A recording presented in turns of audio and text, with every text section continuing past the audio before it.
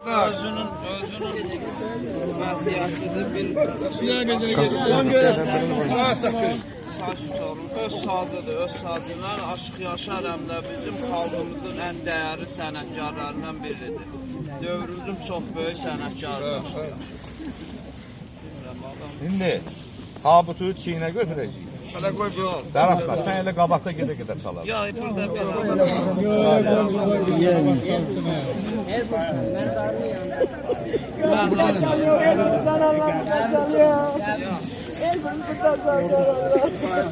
Ayla burada da çal orada da çalınacaq da bakıyor. Evdən gedir o üstüne.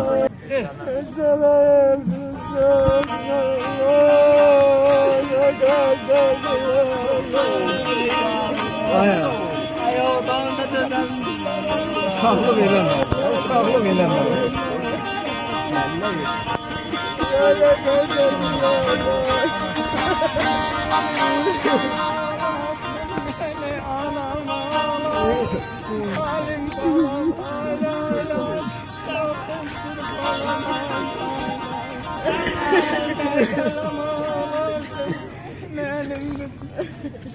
Allah rahmet, Allah rahmet eylesin.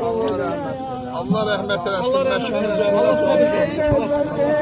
Cənnət olsun, Allah rəhmət eləsin. Allah rahmet. Allah çox. Yaşar evindən yox, erindən gedən sənətkarlardandır. Hər birimizin qəlbində böyük bir heykəl yapan sənətkarımızdır. İstər sənətimizdə, istər cəmiyyətimizdə çox böyük nüfuzu olan sənətkarımızdır. Allah rəhmət eləsin, məkanı cənnət olsun. Bir kəlmə də mən deyim, bir dəqiqə sənət yoldaşlarına, qardaşına bağışlayın. səbir diləyirəm.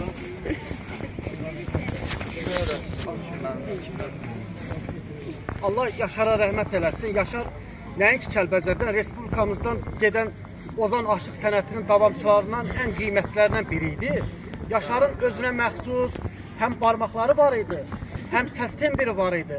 O, yəni yəqin ki, hər biriniz onun hər bir çıxışını dinləmişsiniz.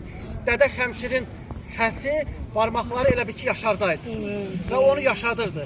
Yaşar həqiqətən də bugün Kəlbəcər Aşıq sənətində, Kəlbəcər Aşıq mühitində, Aşıq Şəmşirad və Kəlbəcər Mədəniyyət Evi Xalq Aşıqlar Ansamblının fəal üzvlərindən olubdur və o nəinki bizim Kəlbəcəri, ümumiyyətlə Respublikamızı, Şərq dünyasını, müsəlman dünyasında özünə məxsus bir yeri olan bizim sənətkarlarımızdan biri olubdur. Allahdan rəhmət diləyirəm Yaşara, bütün Kəlbəcər Ozan Aşıq sənətinin davamçıları başda olmaqla Mədəniyyət Evinin kollektivi adından mən də öz adımdan Yaşara rəhmət diləyirəm. Yaxınlarına, əzizlərinə səbir diləyirəm.